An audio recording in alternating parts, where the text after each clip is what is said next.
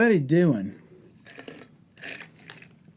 Saturday, most of y'all are probably out doing stuff in the heat and enjoying this fine holiday weekend. As soon as I'm done here today, I'm going to enjoy a little of the holiday weekend with some fireworks and some friends. But before I go and do all that and do the fun stuff, let me click this right here. I wanted to take a second and do a little streaming with you. I've been busy the last couple of days. If you're following my IG stories, you know why we didn't stream why we didn't stream yesterday. We didn't stream on the 4th because it's a holiday. Anyway, but I'm repping my Atlanta Vintage Guitars shirt. Look at that. And thanks to the guys. A little green fellow over there. Fabulous guitar. Excellent guitar. Had a nice time hanging out with those guys yesterday. Thank you, Spencer, for everything you did for us yesterday to bring that fella home. And anyway, so yeah, I just wanted to take a few minutes and catch up on this mix that we're working on and show you a few more things. And also remind you that, right now we've got, there it is. We've got my mixing masterclass that we just went online with last week over at FaderJocksPro.com. Mixing masterclass number 1, contemporary country song. Tons of great mix tips and tricks and strategies. And in a little over 4 hours, we take you through a complete mix of a contemporary pop country tune, country-ish tune. It's not really Americana. It's got acoustic guitar and bass and drums, and there's a catch on the drums part you'll see in the masterclass. Steel guitar and fiddle, kind of vocals, all kinds of cool stuff. And if you use that code that you see right there, launch25, we're going to do that for one more day. Tomorrow's the last day for that promo code. You get 25% off, which is about $10. You get more than 4.5 hours worth of training for under $30. Normally, if you'd sit with me and I'd take you through a complete mix and teach you how I do some of the stuff that I do, it costs you over $400. But you can get it for under $30 if you use that promo code right there. I have to go point right there. There we go. I have to look right there. Promo code, launch25. Tomorrow's the last day for that. Then it goes up to the regular price. So anyway, there's several other mixing masterclasses up there, but that's the first one that we filmed for Fader Jocks Pro. And there'll be another one this coming month. We're doing one in about 2 weeks. And I think it's going to be a hip-hop one. I think. Don't know yet.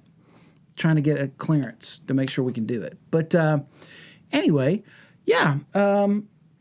welcome. If you haven't been here, this is the control room of my studio, Secret Cove Studios, secretcovestudios.com if you've never been here before. If you're on my YouTube channel, because more than half the people that look at my YouTube channel are not even subscribed. Hi, I'm Brian, and this is what I do.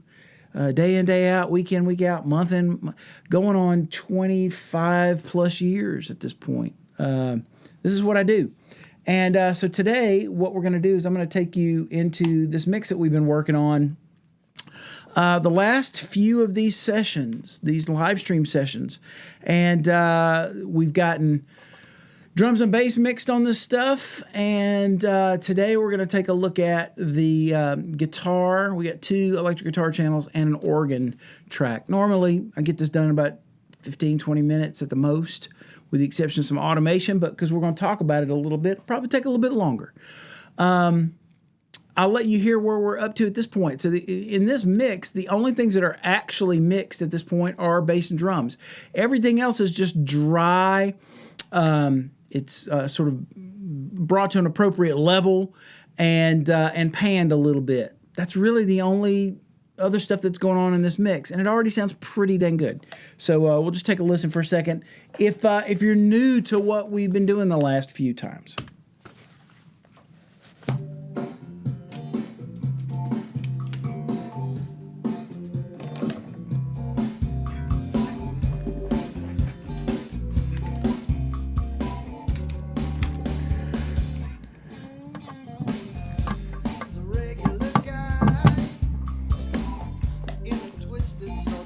There we go.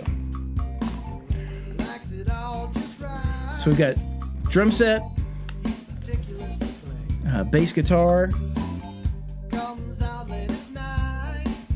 little electric guitar, and a cool little organ part.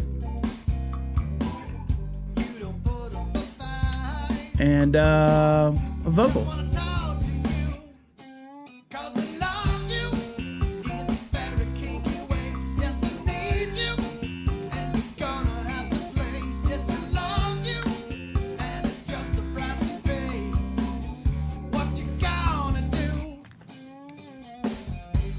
There you go. You get the idea. Pretty straightforward. One of the first things to talk about, and I reemphasize this all the time in the 3 mixing classes that we've already got up there, but I will continue to reiterate this in just about any video you see me do about mixing, is you've got to start with some pretty good source material. The drums that we got were pretty close to the sound that we were looking for. Whatever little anomalies that we had, like a splash cymbal that kind of poked out a little bit too much, there are little ways we can mitigate that. Bass guitar started out with a great performance from a great player that was recorded well. So that's going to be step 1 for every mixing class you ever see me do is number one, get a good instrument. That if it's a pitched instrument like a bass or a guitar, any kind of pitched instrument, make sure it's in tune. Make sure that the instrument's in tune and that it's being played in tune, which brings me to step number 2. It needs to be a great player giving you a great performance. And it needs to be recorded well. So, so with this stuff, we did a pretty good job on recording this. Levels look pretty good. I'm going to bring my resolution up so you can see a little bit more. I'm going to bring a few things down because some of this stuff might have been samples. I think the tambourine hits and the woodblock hits were sampled. I sampled them and then looped them. But so everything's got a nice level to it. Everything sounds pretty close. At least 80% of the way there is sort of my bar. In this case, with every one of these things, with the guitar tones we got, with the organ that we used, with the vocals, all those things, about 80% of the way there sonically. The rest of it is what we do in the mix. So let's take a look at what we need to look at today. I'm going to put my headphones on here. And I'm using, again, we talked about it a little bit last time. I'm trying out this Abbey Road headphone mixing app. We're going to change this profile because I'm not using those Sonys anymore. And it's basically a virtual mix room, and it's supposed to make it where you get a little truer balance when you're mixing in headphones.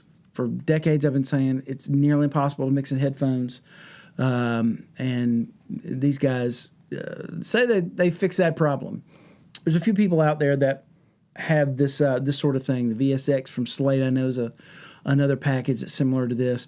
The great thing with the Waves stuff is that you can use not just the headphones that they want you to buy, but you can use most any pro headphone that's on the list. And they list the big ones, your Audio-Technicas, your Beyerdynamics, which is what these are, Sennheisers, Shure, and the Sony MDR. We tried the Sony MDR last time. If you hadn't seen that video, I feel like there's a little too much bass and whatever that EQ curve is for the MDR 7506s. So I'm back over on these. I have mixed in a hotel room several times with these before when I was in a pinch, and it does okay. Anyway, so let's take a look for a second. So we've got 2 guitar tracks, and one of the things to think about when you're mixing is you've got to not just think about what the instrumentation is, but you got to think about what the function and the relationship of these things are. A lot of times, and I've mixed stuff in the last couple of weeks where people just kind of put parts together. They don't think about how the parts interact with each other, how they're supposed to play off of each other in the overall production. If one part is incredibly rhythmic and busy, then you probably need another part that's not busy at all. Maybe something that is just kind of blocking out the chords that helps make the whole thing a lot fuller. and these aren't hard and fast rules. They're just guidelines, things to think about when you're putting your production together, when you're picking your instrumentation, you're picking your tones, you're picking your parts. You want things that aren't going to step on each other, or things that contrast each other a whole lot, so that there's plenty of space. It's sort of like a football team. Not everybody can be the quarterback. You need a field goal kicker. And you don't want to use defensive linemen to go out and kick your field goals. You want someone who lives and breathes, and all they think about is kicking field goals, because at that crucial moment, in that last minute, when you can either live or die by that guy's foot, you want the ball to go through the uprights. And so you don't want to trust that to a defensive lineman. You want to make sure that you get the best kicker you possibly can. And musically, it's the same way. Everything has to have some kind of role, and everybody can't have the same role. You might have two people that fulfill the same kind of role, but sonically sit in different places.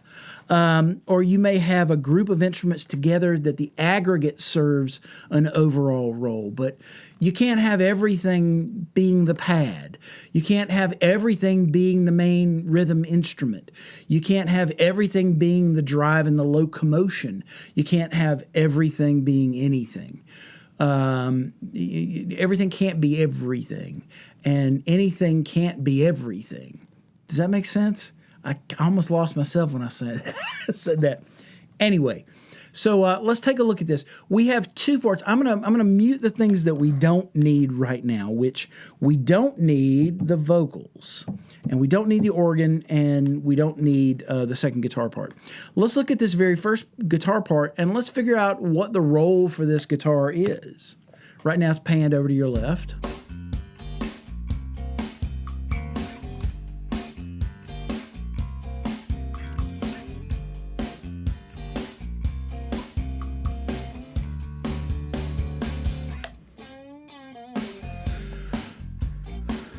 So it's just a main rhythm guitar. It's got a little bit more motion in the intro and probably in the choruses. In the verses, it's just kind of hanging back. Every once in a while, it sparkles with a little lick. I think this is Derek Ferwerda on this track. I think that's who's on this track. Haven't seen Derek in a long time. So, couple of things. We've got a few things that you'll notice on every single channel that I'm doing, and one of them I'm just going to copy and paste over, and that's our harmonic element. Oop, that's not good. Black screen. Come on back. There we go. All right, so the first thing that's in the chain for just about everything, with the exception of our amp sim, is going to be something harmonic, something to add additional coloration and additional richness to the sound. And I've said it in live streams before. If this is your first time you haven't heard this, I used to keep a reel of 2-inch tape at Southern Track Studios, and I used to keep a reel of 1-inch tape. And a lot of times I would take things that we would do in a tracking session. This has been long enough ago that we didn't have WeTransfer or Dropbox. I would push them to an FTP server that I had set up and send those guys those files.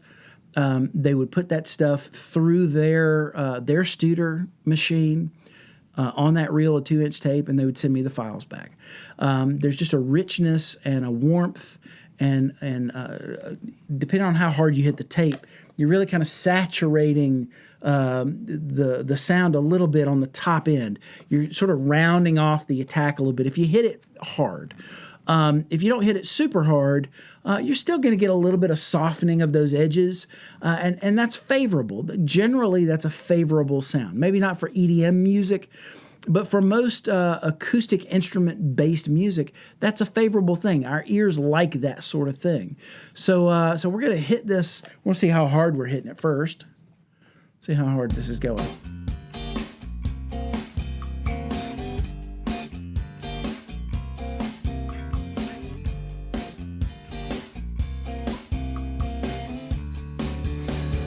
And you can look at the VUs and see But really what I'm doing is I'm listening. I'm kind of trying to find the sweet spot on this. And with most of this stuff, most of these things like this, unless you're intentionally doing something like overdriving the effect, it's subtle. We're talking about a 10 or a 15% difference. Wow, what is this huge link here? I don't know what that is, but yeah, I don't know what that is. Yeah, oh, I see what that is. We're going to block that, whatever that is. A link to some kind of chat we probably don't want to see. While we're I'll let you listen to what this is doing while I stop whatever this is. Come on in. There we go.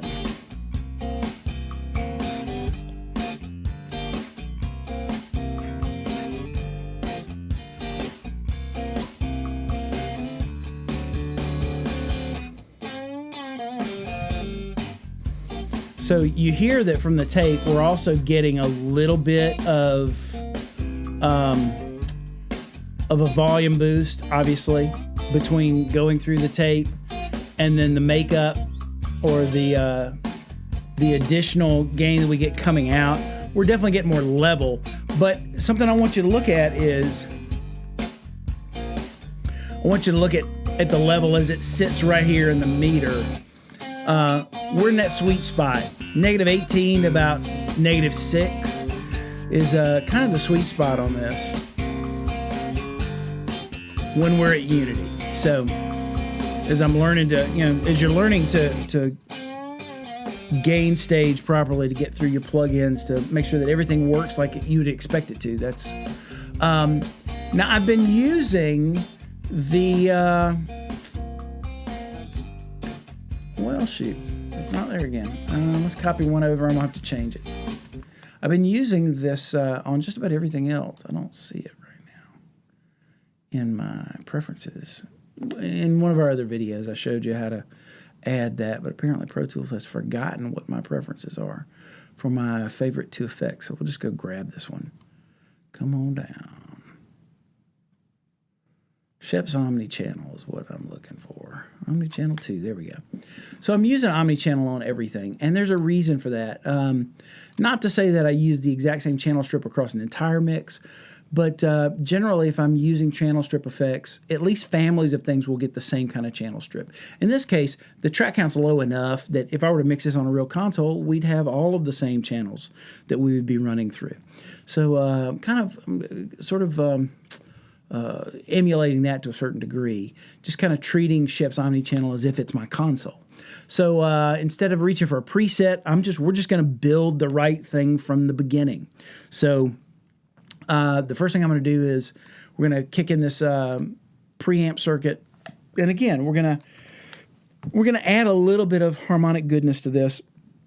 The main thing to understand is that when we're listening for a difference, unless it's meant to be a dramatic effect, something like saturation or distortion, especially if we're just wanting a little bit of harmonic richness, is going to be a 10 or 15% at most difference.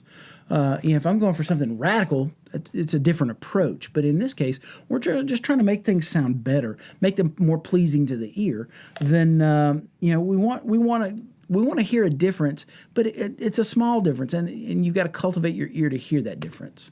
So, and it's going to be a little loud in the mix as I'm putting this together right now. But that's okay. You can kind of play around with odd and even order harmonics to see if you hear a difference. And for me, it's feel. I like the feel of that. We're going to do a little bit of high pass. I'm going to go up 125. There's nothing in that guitar sound below 150 that I really need, right? So now, don't need a gate, don't really need a de-esser. The question now is, are we going to EQ it and compress it, or are we going to compress it and EQ it? In this case, the sound is pretty close. So I'm probably going to EQ before I compress. In this case, we're just going to add some top end way up on the top. Now I'm going to check. Sometimes I can get a little low mid nastiness that I don't like, but I don't think it's in here.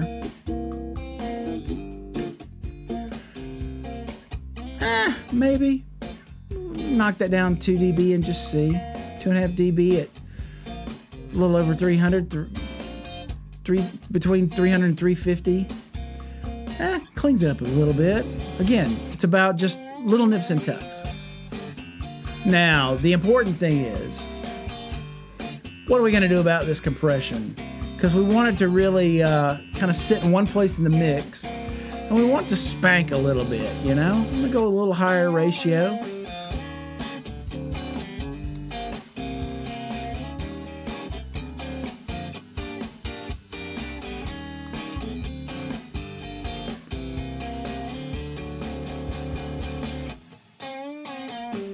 Cool. And it just evens the performance out more than anything. All right, so it's loud in the mix right now. We've done a lot to sort of hop the gain up. So let's pull it back into the mix a little bit.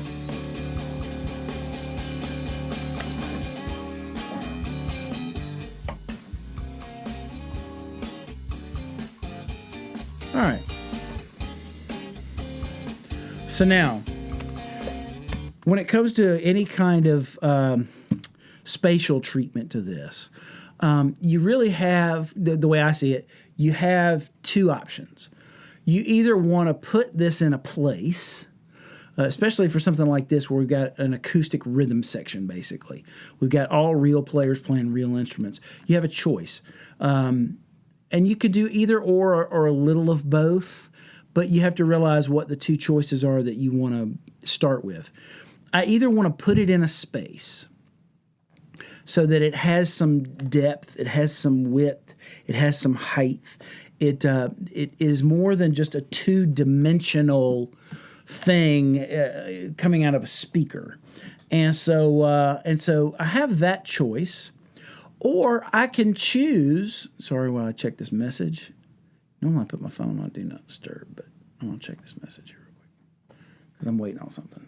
Oh, okay. Anyway, or you could put an effect on something that gives it character. It may help to give it some space and some depth and some width, but the main idea is character.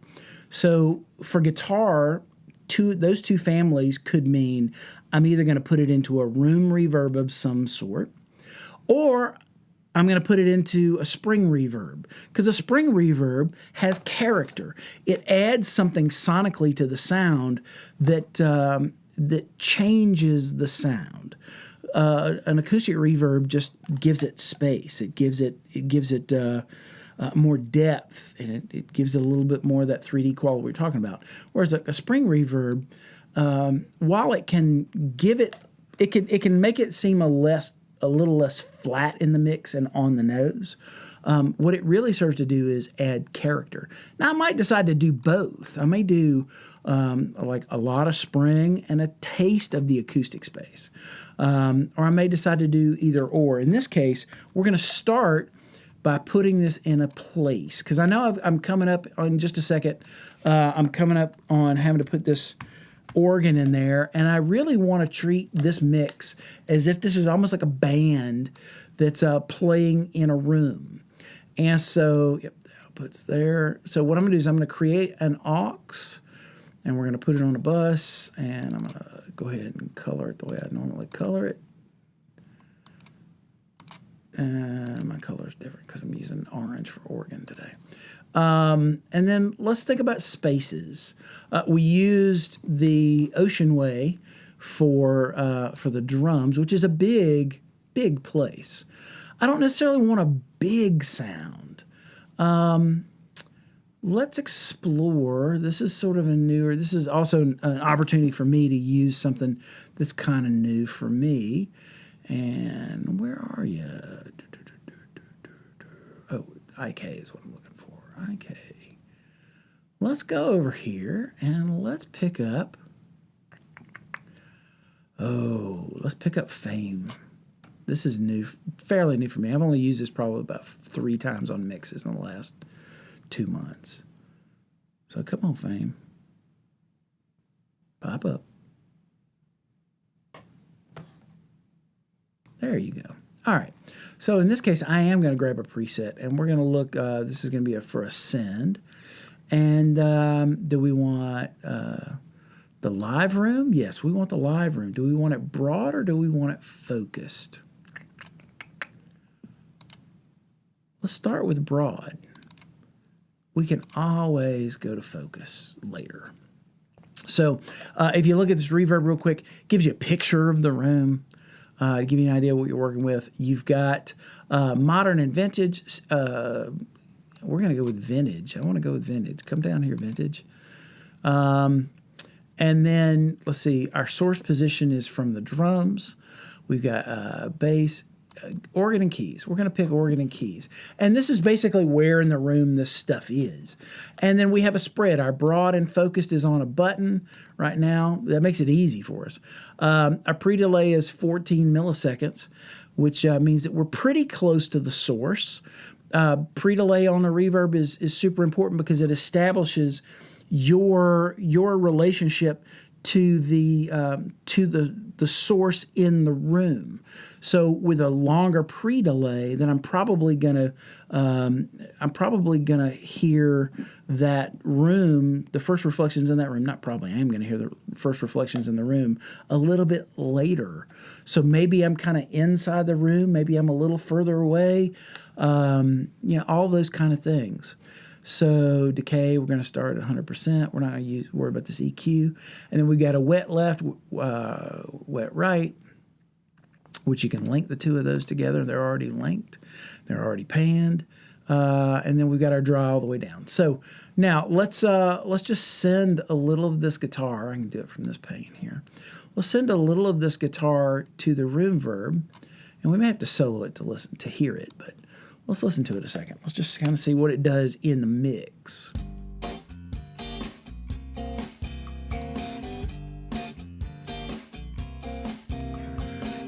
Let's put that into our mix bus. There we go.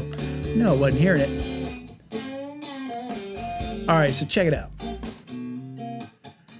So now we're hearing the dry and the full wet together here. And I'll leave it up like this for a second to see if I need to tone shape it at all. So I'm going to bring the high pass filter up a little bit. I don't need too much stuff on the bottom. I'm going to open up the top a little bit. Even though it's a vintage sound, I want some air. It's the whole reason to do this, right?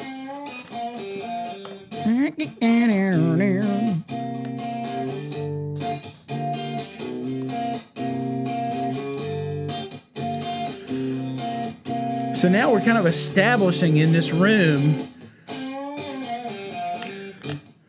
that guitar is definitely on our left in this room.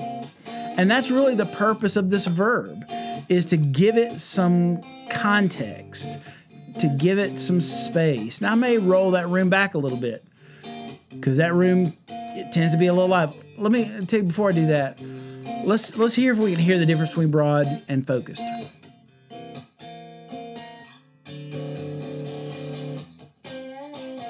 So there's definitely some kind of widening that's on the broad. Everything tends to be a little tighter, a little narrower, and I hear less into the room.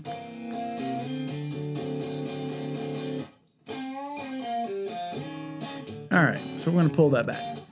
Now, so all of a sudden, when we pull this into the mix,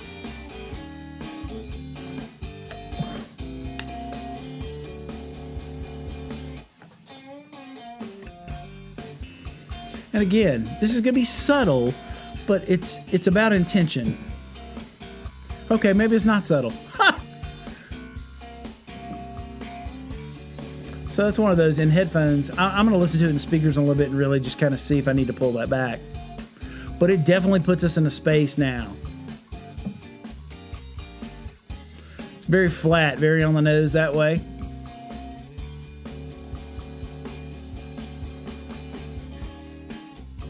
Now, at this point, I'm going to start bringing these stereo, the drum overheads, I'm going to bring down a little bit. I don't need that much of that. The overheads are a little loud.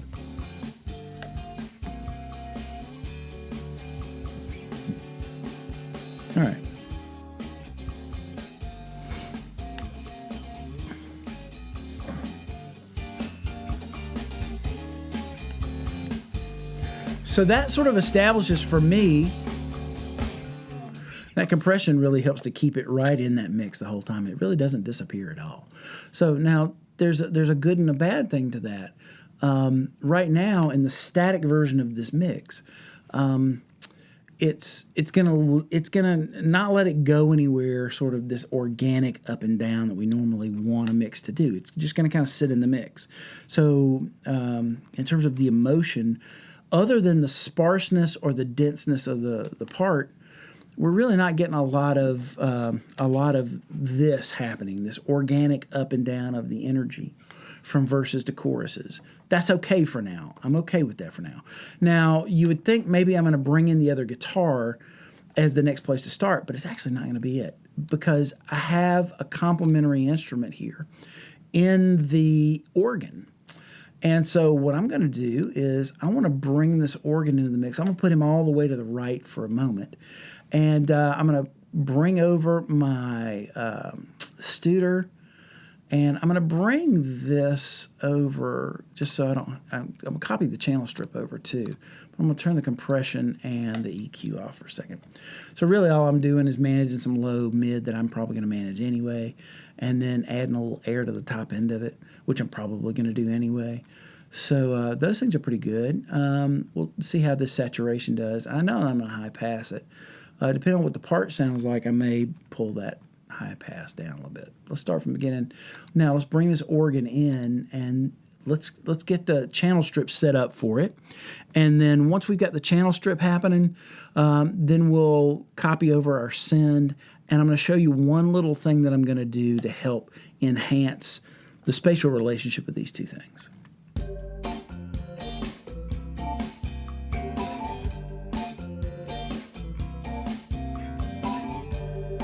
So I definitely need some compression on it.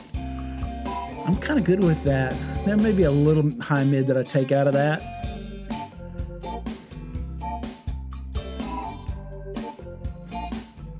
Normally with an organ, I might hit this with that optical, but I'm gonna hit it with the VCA. I want something that's a little faster. I want something that's a little more transparent.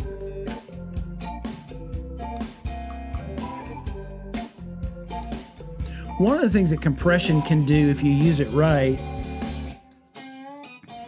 is sometimes if a rhythm section is not quite as tight as I want them to be, being a drummer, I'm highly sensitive to how tight a rhythm section is. Sometimes I can tighten up a rhythm section by using compression. By compressing the attack of an instrument and widening it out a little bit, it actually will make it sound as if it is a little more consistent or a little more in the pocket sometimes. And if there's any rhythmic anomalies, then some of those things go away. The time anomalies can go away by widening out. Imagine it's just a target. Instead of having a narrow target that attack is hitting in the time, you're actually getting a wider target of time that instrument's hitting. Again, I'm not going to do much to this. I'm wondering though.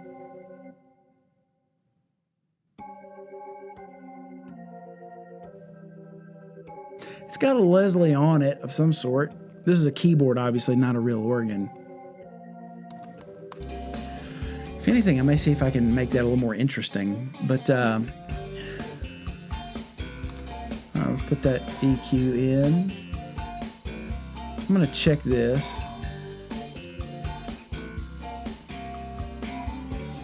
There's something a little woollier in the bottom I'm going to take out that I don't need really. That low mid, a little bit lower than before. All right, so now, the thing that we did before that kind of brings it into a space, we're going to do the same thing here. Now, it's not going to seem like a dramatic an effect when I add the organ to it because the guitar is already exciting the room a bit. But what I need to do is I need to enhance this spatial relationship a little bit more, give myself a little more clarity. Right now I'm sending to the right and the left side equally. What I want to do to further establish that one's on the right and one's on the left in terms of the acoustic space is I'm going to pan this verb, the send on the verb. I'm going to pan it away from the side that I'm in. So if the guitar is on the left, I'm going to pan the verb more to the right. So it's going to dry it up just a little bit in that side, but it's also going to further establish some clarity in this room. They're not both sitting on top of each other with how they're exciting the room, because they wouldn't be doing that if they were in the room for real. If the guitar's over on one side, I'm definitely going to hear more of the ambience of the other side. So I want to feed the other side a little bit more.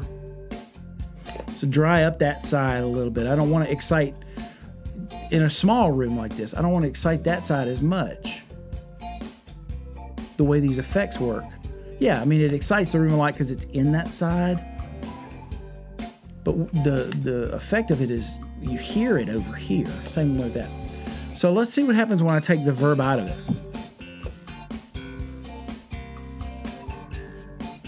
That's without it. So it's a little bit bigger, but I hear into it more, even on these headphones. I'm going to take these headphones off and kind of get the balance right for a second. I'll turn my talk back off and you can hear what I'm hearing.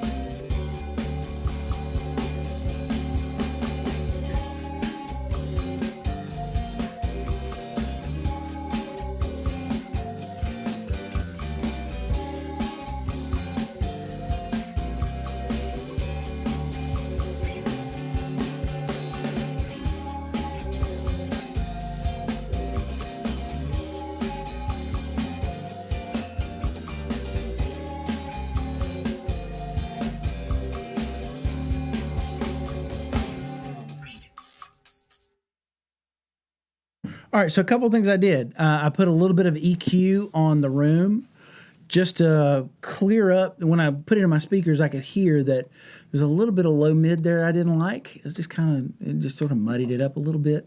And there was something in the mid range, a couple of octaves above, that I just went, you know what? If I didn't have that, I would like the sound of this room a lot better.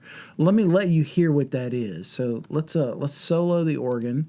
We're going to solo the guitar, and we're going to solo the room. I'm going to pull those frequency ranges up, and you can hear what it is that I adjusted in the room. So let's pull the room up. Remember, it was 8 down. All right. So here's that 200. Tighten up the Q on it a little bit. It's just not anything usable there. If anything, it kind of muddies it up a little bit for me in the speakers. You might not hear, if you're listening on your phone, you're not hearing the difference. But this 800, that's the other thing. Make sure I'm pretty tight Q on this. Here's what I got rid of.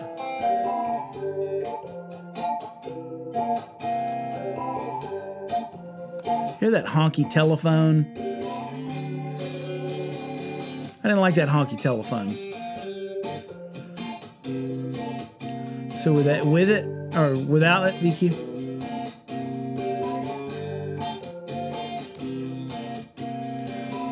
All right, now let's pull it back to where it was in terms of context. Do you hear as much of a difference when I pull it down? Remember, it's 8 dB down from where it was.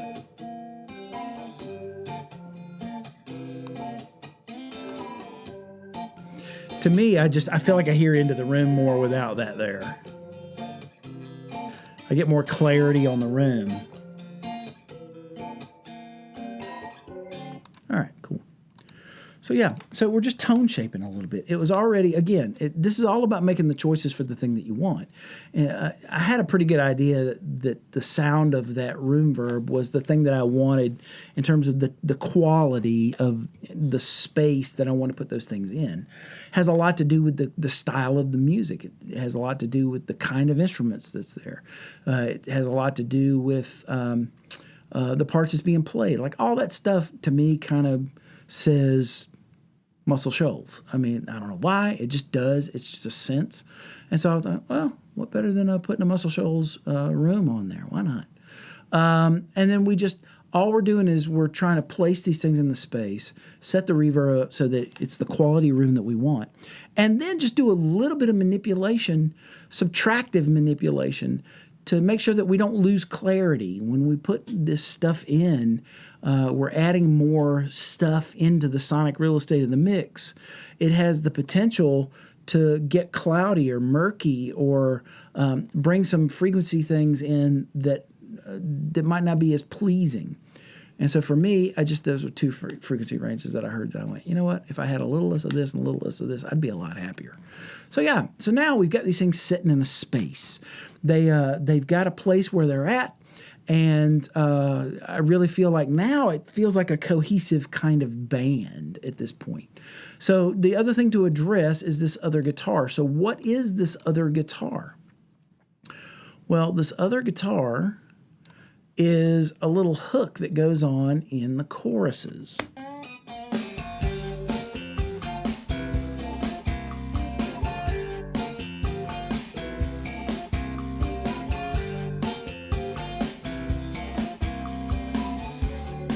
Now, listen, before we think about what to do with it, let's listen to what the guitar and the organ are doing together as the aggregate.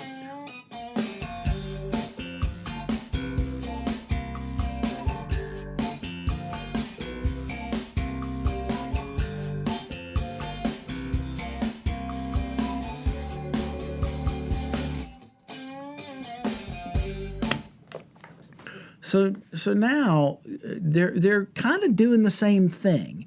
In the aggregate, they're sort of being the same person in this section, and they're completely different than what that electric guitar is doing that comes in just in the choruses.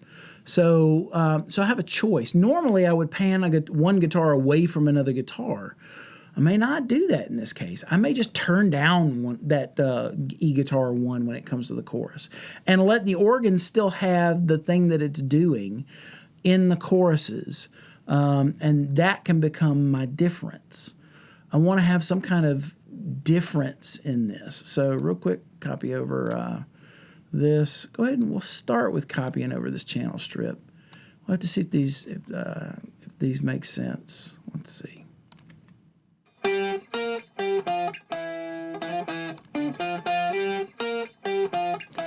Heavy compression sounds good. Now, I'm using the FET style compressor on this, but maybe just it's me wanting some novelty, or I just want to show you how to use something. What I'm really trying to do with that FET style compressor in this is this, but I may go somewhere different. Let's see. What I'm really trying to do is this.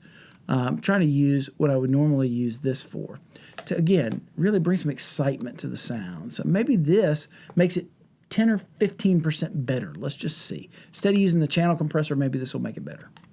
And I'm going to hit it pretty hard. Why? Because the squeaks make it sound more interesting to me.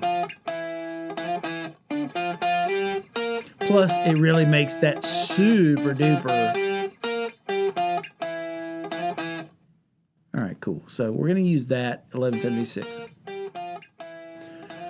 There's a little bit of something harmonic going on in the high mid that LA or that 1176 does, that just the regular FET compressor in the channel strip's not doing for me. And I think that's what's making it more exciting for me. Just naturally accentuates that high mid thing. Now, this is one of those where, remember we were talking about, so notice something. We talked about this a little bit, I think, when we did the drums. I didn't put a reverb on every single channel of the drums. I had one common reverb that I fit everything into. I didn't put the Fame Studios reverb on each channel of the electric guitar and of the organ. I have one common verb that I'm bussing that stuff to, so that both of them together are exciting the room at the same time as if they're in the same room. In this case, I want to add an effect to this guitar that's not just spatial. I want to add something that gives it a little more character. We already used the compressor to give it a little more character, bring the squeakiness out, push the high mid forward a little bit. And then, so what I want to do is we're going to go into our reverb, and I'm going to look for, not that one. It's funny because every time I go to reach for this, I go, do I have one of these? And I know I do. And then I'm like, well, where the heck is it? That's not the one I want to use, though. I've got that one, but that's not the one I want to use. We may try that one. Let's see.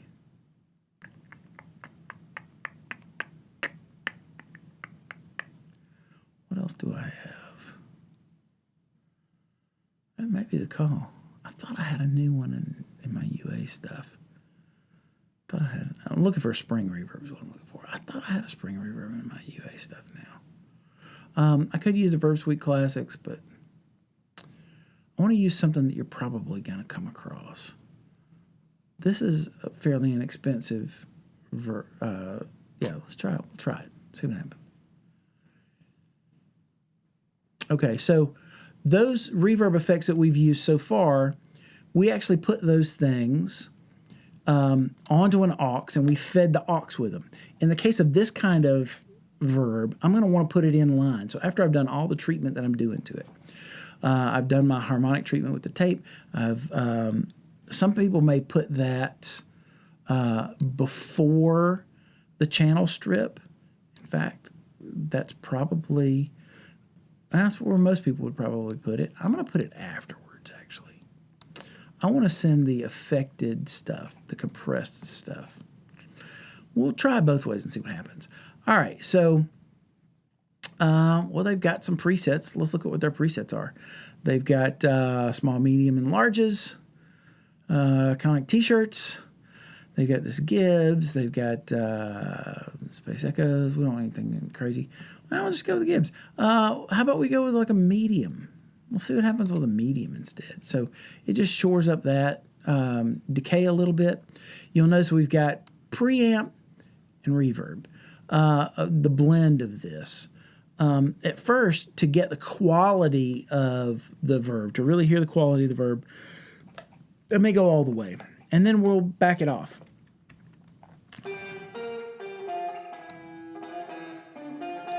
You notice that we're kind of overloading it a little bit.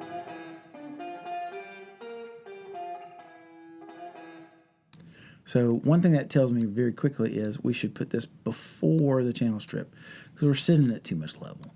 Normally, if you were recording this, you would probably, if you were committing to it, you'd be running to the spring with the live guitar. So that's, you get different things when you go different sides. In this case, I'm getting an overload that I don't want to get, a little distortion probably.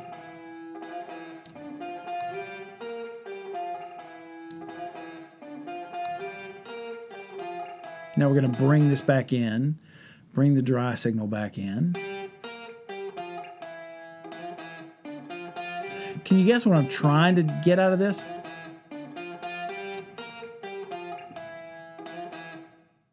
Where I really want to hear it is any of those squeaks where he slides into a different position.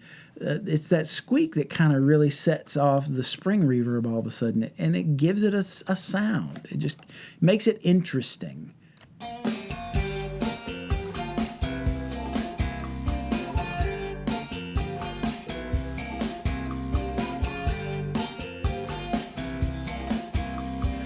Now, I'm not going to put it all the way to the right.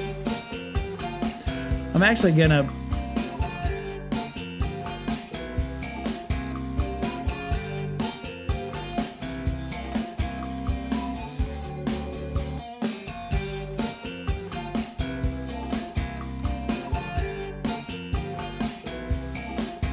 All right, so there we go. We're starting to get it sitting in the right place. I'm going to move it in a little bit so I don't step on that organ. I don't lose it completely. I don't want to lose it completely. But one thing I am going to do is I'm going to do a little volume automation here so I don't have to ride this quite so hard. I'm going to, just in that one section where this guitar is, I'm going to bring this organ down just a little bit, and it's actually going to come back up at the very end of the chorus.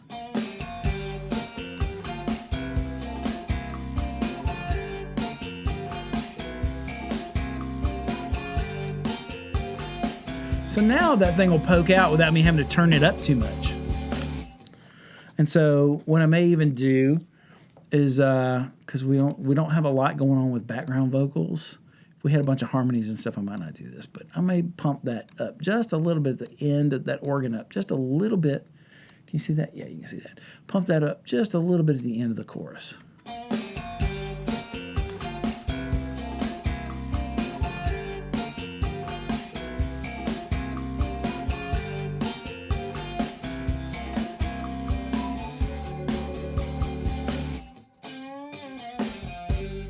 All right, cool. Now, to save time, I'm going to make sure that I'm in my bar grid mode. Bada bing, bada boom. And the measure before that and the measure after that, I'm going to copy that. So that looks like it's, what, one bar before the next chorus? So we're just going to come over here to the next chorus, and we're going to do the same thing. Oh, I don't see one bar before. Nope, right there. There's 2 bars before. Then we're going to paste that in there. Yep, did exactly what I needed to do. Now, when we get to the end, we got one more chorus.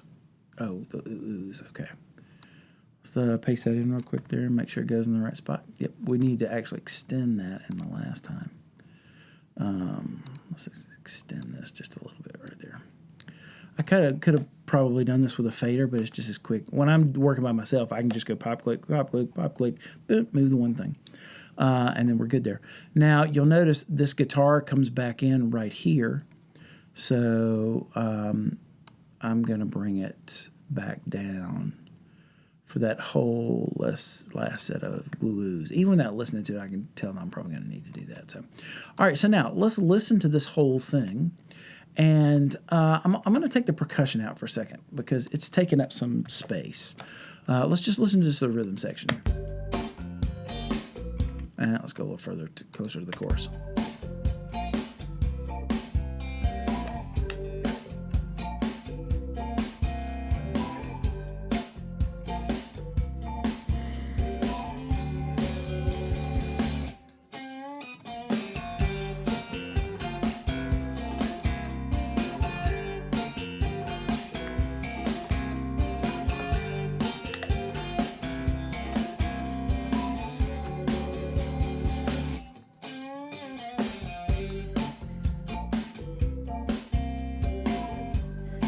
Cool.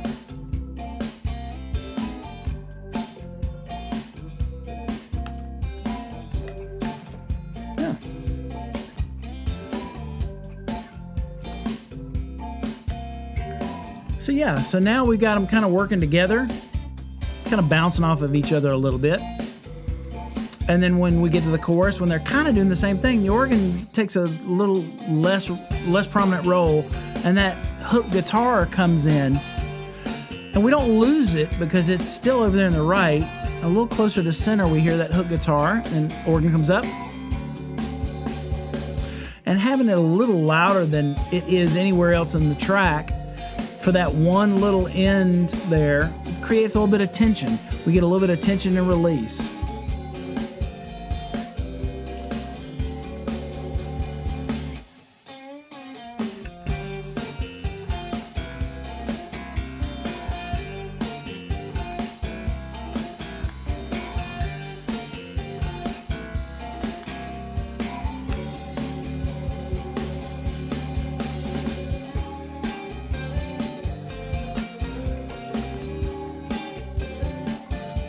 So I'm going to pull that up just a little bit.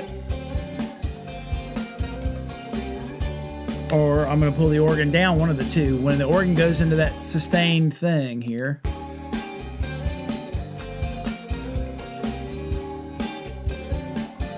The organ really is just kind of padding the chords there. So I don't need it to be prominent.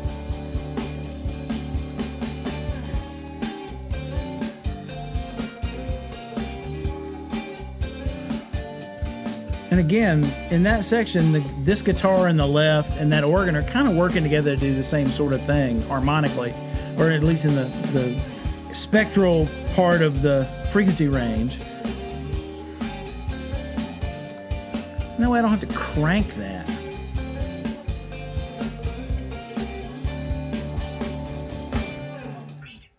Yeah, that's nice. That's nice. All right, so there's one other thing that I'm going to do. And this is just a creative thing that that I'm hearing. Where's my pan? There's my pan. So right now, this guitar that's over in the left is always in the left. But let's do something so that it sort of gets a feature for just a second. So let's listen for a second. So while it's part of the rhythm section,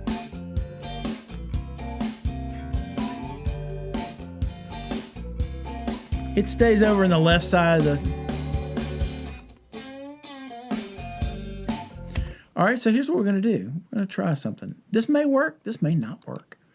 I'm not going to go all the way to the center with it. But in this little break, we're going to let him take a second to step more to the center of the picture.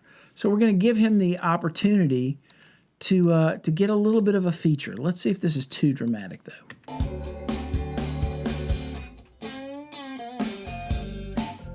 Probably a little too dramatic.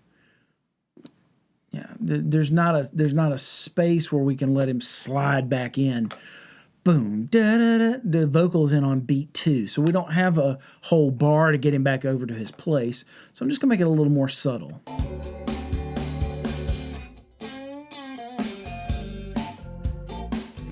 All right, so now we're just gonna taper this just a little bit more so it doesn't just, oh, don't do that. Grab the wrong thing. So it doesn't go directly back. It kind of scoops into it a little bit so that by the next bar, he's all the way back over. So he kind of slides back in. He slides in. When he slides out. It's kind of the idea, sonically. Maybe I'll wait a little longer for him to slide.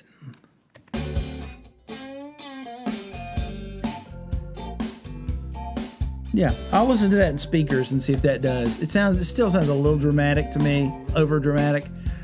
But I'll listen to it in speakers in a second. So same thing here. We're going to go into our tool, or we can copy that. So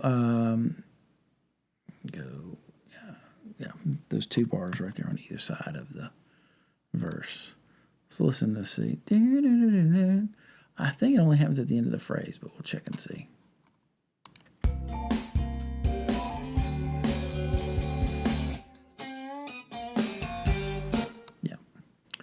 Put it there.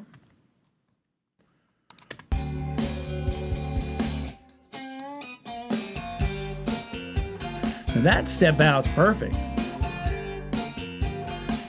It's probably going to happen over here too.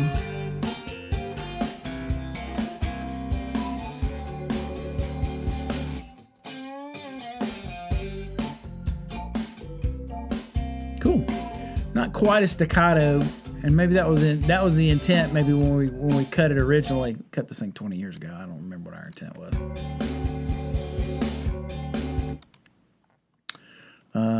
Probably doing it going into the chorus again. Let's see.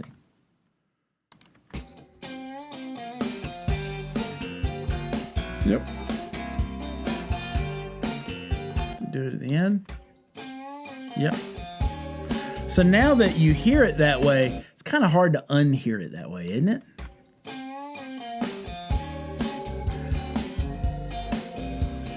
So on the bridge, I'm going to get him there quicker. We're sort of letting him, but there's such a hard break on that bridge. It's such a different thing. I may still, let's take it out of the grid. I may still have him step aside a little, but we're going to try and soften it just a little. By the time that first chord of the bridge hits, I want him right back in his place because there's some other stuff coming in there too. Yeah.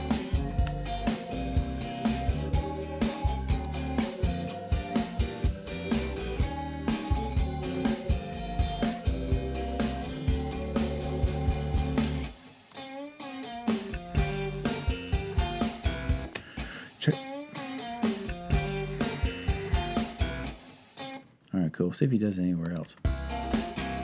I don't think he does it right here. Yep, I should do it.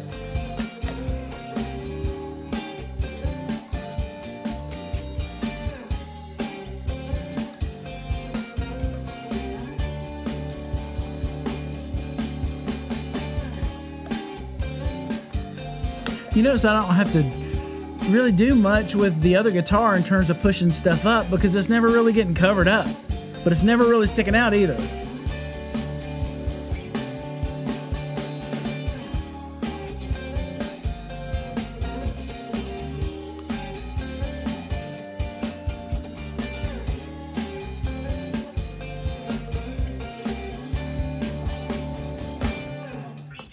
Cool. So there you go. So that's the guitar and the keys on this regular guy tune. And I haven't listened back to my original mix. I'll pull it up by the time we finish doing these live streams for this. And we'll listen to the two mixes and see how much different they are. I think I'm going to like this mix a lot better, I think. At least I hope so. I would hate to think that I didn't get any better over the last 25 years. So, yeah. So, again, you have to start with stuff that already sounds pretty good anyway.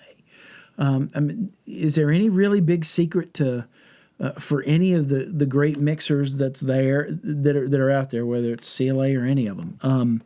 Probably the biggest secret is that at least the records you know them for, they I'm going to go on record with this one. This is funny. The idea is already in my head. So probably one of the biggest secrets for any of these name brand mixers, we'll call them marquee mixers, and why their records sound so amazing, is they're already starting with great material. They're not the records that they may be getting paid to work on that sound like hammered dog crap, and they're really having to do a lot to make them sound like something. Those aren't the records you ever hear of from them. And some of them at this point in their career, I would imagine CLA or some of these other people like that, if they get the roughs on a record that are just it's a stinker of a record, they probably just find themselves too busy to pick it up. Like, man, the calendar is just too busy the next 3 months. I'd love to can we do it 4 months from now? Or can we do it 6 months from now? Or if you really need it, I mean, it's going to be like double to get it to you in the next 2 weeks.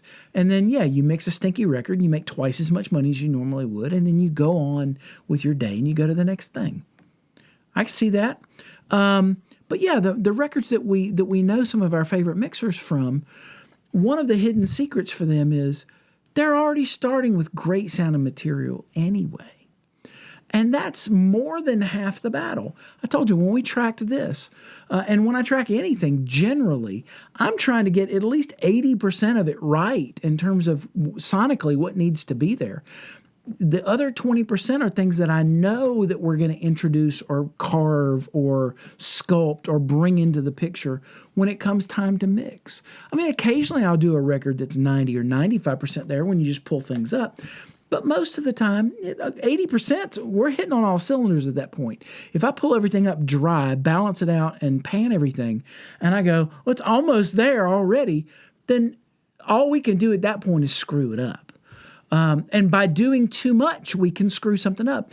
Everything that we've done in this mix, if you've watched the last 3 of these live streams at this point, everything that we've done, everything I've done, we've done together in this mix is purposeful and intentional and was done with the benefit of knowing what we could do, what we should do, what's possible.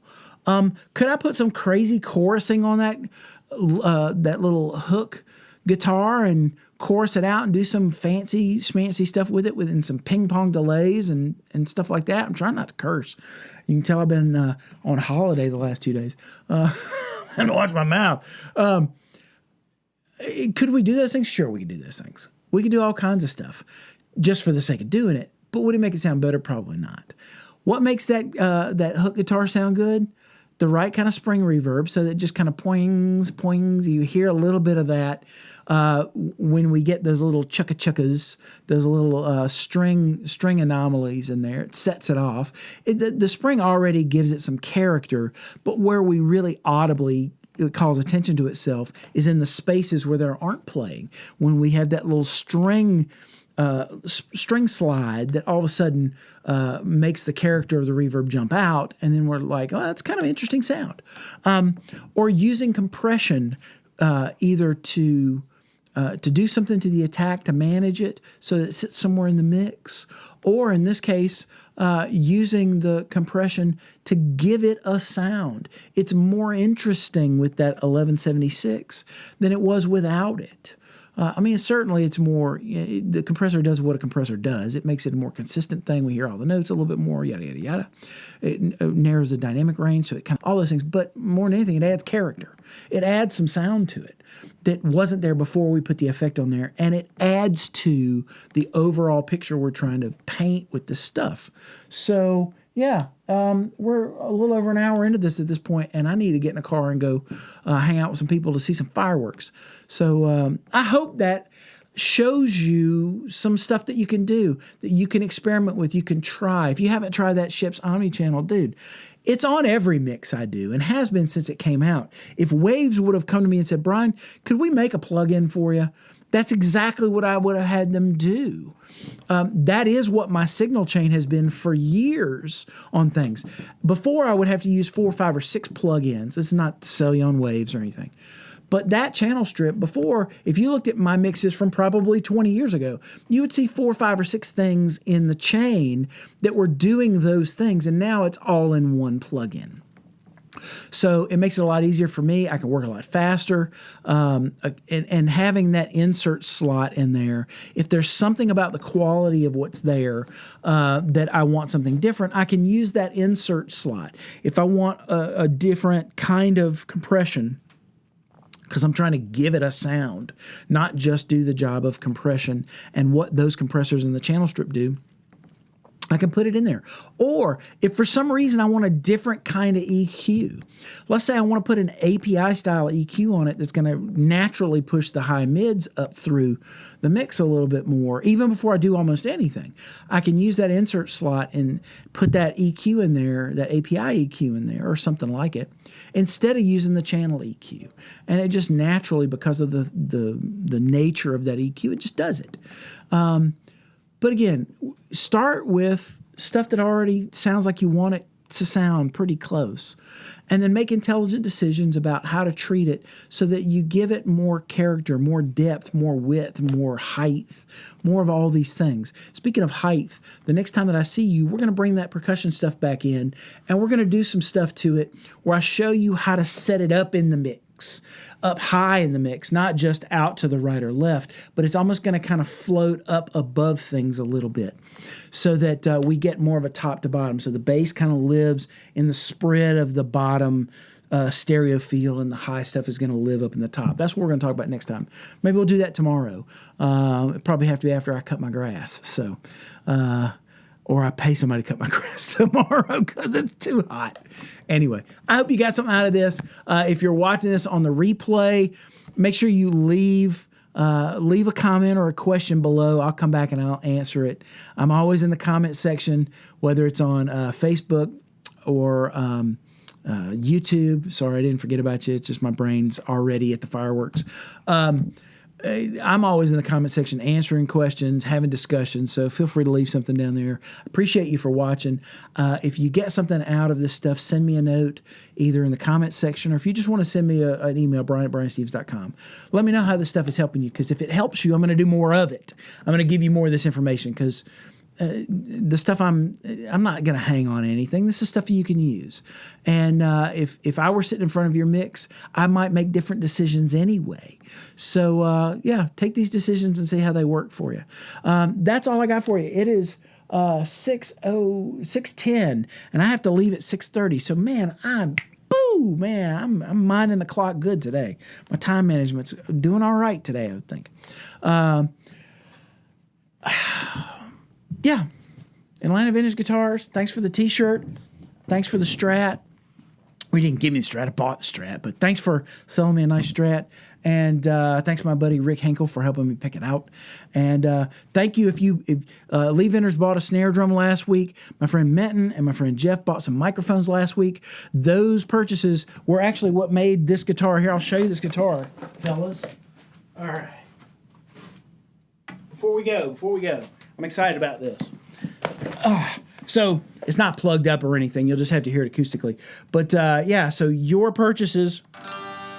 Woo, don't press so hard, Brian. Make it go out of tune. You'll make them think that they sold you an out of tune guitar, Brian.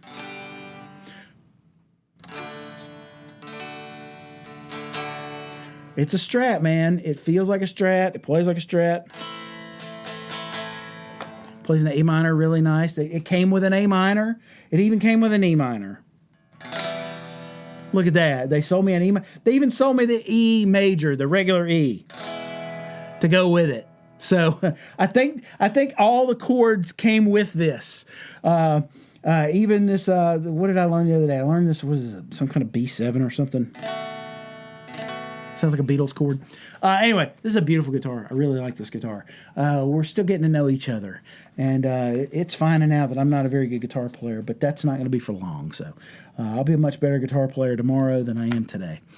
And hopefully by you using some of these tips and tricks and strategies and this way of thinking, hopefully you'll be a little bit better tomorrow than you are today at mixing. Make your mixes just that much better. If you keep practicing these things, you keep doing a little bit of mixing every single day, keep training your ears to listen for the right things, you're going to get good at this. I promise you. Maybe I'm training myself out of a job at this point, but I'm cool with that. If you get better sounding mixes because of the stuff that I'm showing you. So thanks so much for hanging out with me. I really appreciate you. And I appreciate your comments. I appreciate your support. Appreciate your love. I appreciate hang time that I get for the people that watch this that I get to see on a regular basis. In fact, I'm going to go see some of those folks right now. Thank you so much. That's all I got for you today. I'll see you tomorrow afternoon. We'll do some more stuff. Until next time, be awesome to yourself. Be extra awesome to everybody that you meet. Until next time, I'll see you when I see you. Thanks so much. Later.